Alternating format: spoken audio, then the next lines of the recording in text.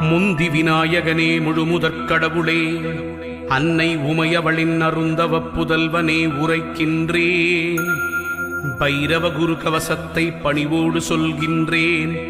பிழை பொறுத்து அடியேனின் பக்தியினை ஏற்றிடுவாய்.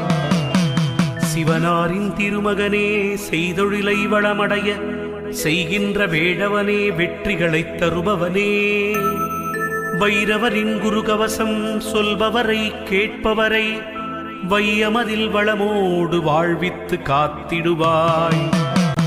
பைரவா சரணம், பைரவா சரணம், பாவங்கள் போக்கும் பைரவா சரணம்.